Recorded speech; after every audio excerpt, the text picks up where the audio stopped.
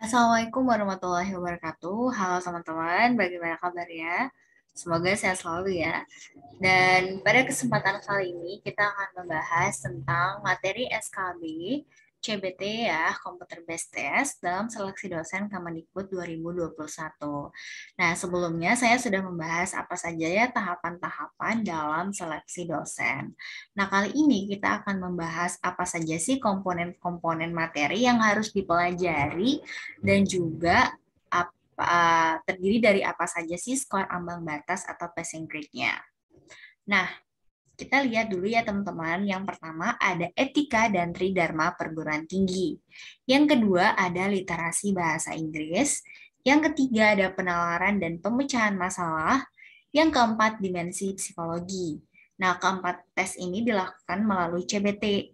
Nah, sementara tahapan wawancara dan praktik mengajar dilakukan melalui daring. Namun jika sudah selesai COVID-19 atau penurunan yang signifikan biasanya dilakukan secara offline. Oke, kemudian kita lihat yang pertama adalah materi SKB. Materi SKB di sini cukup banyak ya teman-teman. Kita bisa lihat di sini ada etika dan tridharma perguruan tinggi. Apa saja yang diujikan? Yang pertama berkaitan dengan kode etik. Kode etik dosen terdiri dari kode etik dalam hal pengajaran, penelitian, dan juga pengabdian kepada masyarakat. Nah, teman-teman, nanti kita akan membahas berbagai materi-materi ini ya, agar teman-teman bisa lebih paham. Yang berikut, aturan akademik. Ada prinsip-prinsip pembelajaran, ada penggunaan IT dalam pembelajaran, penilaian hasil belajar, metodologi penelitian. Nah, metodologi penelitian ini paling banyak ya keluar waktu tes ujian Kemendikbud. Kalian harus pelajari berbagai metodologi. Kemudian ada pengetahuan umum penelitian, publikasi penelitian, diseminasi hasil penelitian, ada juga pengabdian kepada masyarakat. Nah, pengabdian kepada masyarakat itu juga banyak jenisnya. Salah satunya adalah bagaimana bisa memberikan kontribusi bagi pengembangan masyarakat. Nah, ini termasuk pertanyaan yang cukup banyak juga dalam hal pengabdian kepada masyarakat. Kemudian ada kemitraan masyarakat, pengembangan kewirausahaan, dan juga ada pembangunan desa mitra. Nah, dari berbagai komponen yang ada di subtes SKB CBT ini, sebenarnya kebanyakan berbasis studi kasus ya teman-teman, jadi bukan berbasis kepada definisi-definisi saja, tapi teman-teman harus memahami bagaimana definisi-definisi tersebut dibawa ke dalam contoh-contoh yang ada di lapangan. Yang berikut ada literasi bahasa Inggris. Pada subtes literasi bahasa Inggris, peserta akan diuji mengenai kemampuan melaksanakan tugas untuk melaksanakan fungsi-fungsi sosial dengan tujuan tertentu dengan menggunakan teks berbahasa Inggris secara kontekstual sebagai media utamanya, khususnya dengan membaca atau menangkap makna teks tertulis ya, mencakup materi berita, tajuk rencana, teks penjelasan ilmiah, kajian pustaka, dan juga teks pembahasan hasil penelitian. Teman-teman, untuk membiasakan diri dalam hal membaca teks-teks bahasa Inggris, kalian bisa baca beberapa jurnal yang sudah terpublikasi secara internasional, karena memang bahasa yang muncul di tes literasi bahasa Inggris itu kebanyakan adalah bahasa-bahasa yang akademis.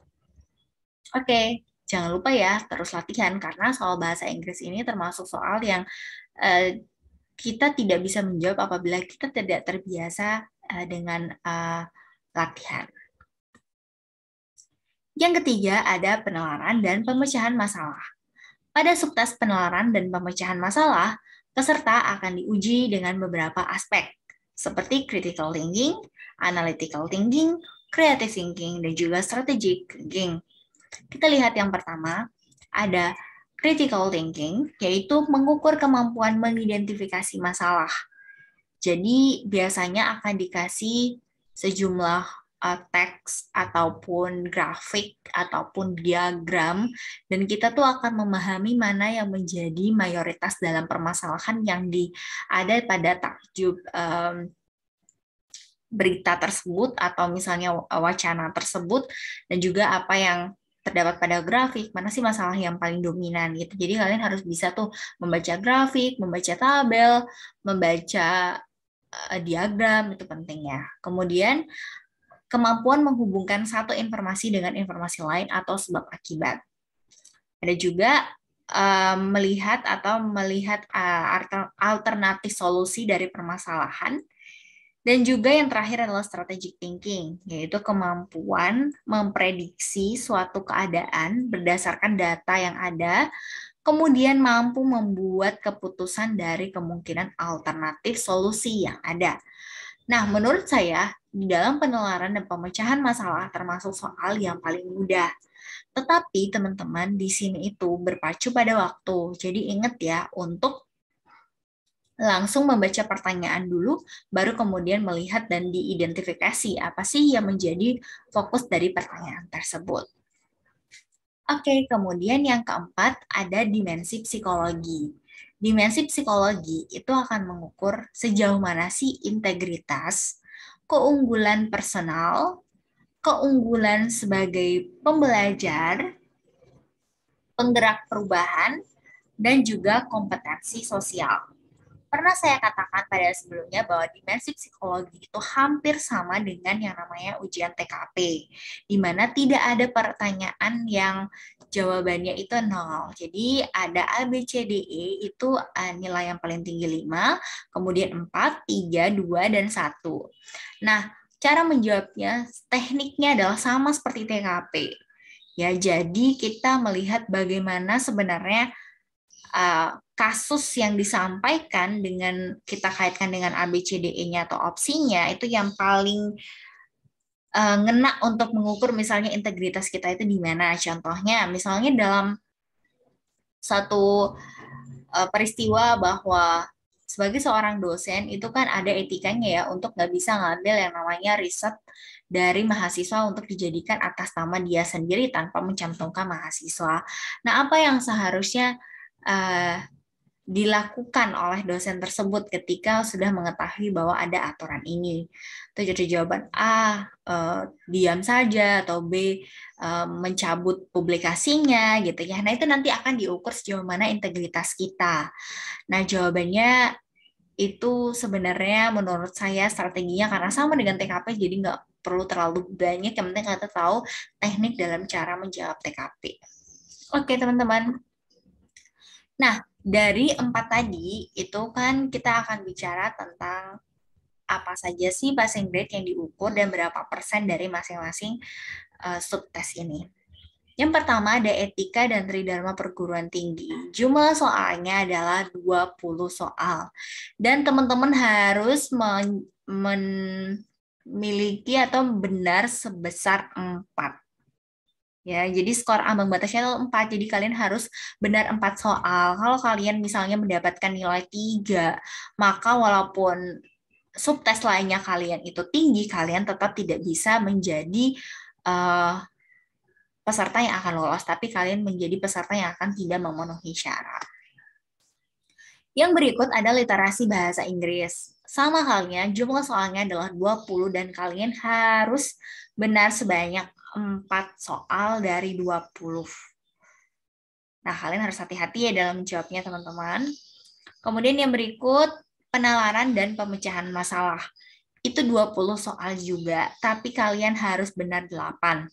Dan bobotnya termasuk tinggi, yaitu 20%, sama seperti wawancara dan juga micro teaching. Jadi usahakan maksimalkan nilai di penalaran dan pemecahan masalah. Yang berikut ada dimensi psikologi. Dimensi psikologi, jumlah soalnya adalah 40 dan skor maksimalnya adalah 200. Karena setiap benar satu soal yang poinnya 5, maka kalau ditotalin totalnya 200. Skor ambang batasnya adalah 136. Ya, teman-teman, 136. Oleh karena itu, jangan lupa untuk terus latihan bagaimana teknik untuk menjawab soal seperti dimensi psikologi. Kalau kalian lihat di YouTube itu banyak banget jenis-jenis contoh dimensi psikologi. Itu tuh nggak sampai yang terlalu rumit, yang sampai ada metode atau tekniknya khusus, itu enggak. Sebenarnya kayak hampir sama kayak TKP aja. Jawab sesuai kayak mana sih yang mencerminkan integritasnya 5 gitu. Pasti kan ada yang 4, ada yang 3. Harus dibaca sesuai dengan contoh soalnya ya teman-teman. Oke, itulah saja teman-teman untuk beberapa pembahasan pada pembahasan kali ini. Jadi jangan lupa untuk pelajari tentang bagaimana tridharma perguruan tinggi, literasi bahasa Inggris, penalaran dan pemecahan masalah, dan juga dimensi psikologi. Terima kasih banyak sudah menonton. Sampai jumpa di uh, YouTube selanjutnya ya. Terima kasih banyak. Jangan lupa subscribe dan share ke teman-teman yang membutuhkan. Baik, terima kasih. Wabillahi taufiq wal hidayah. Wassalamualaikum warahmatullahi wabarakatuh.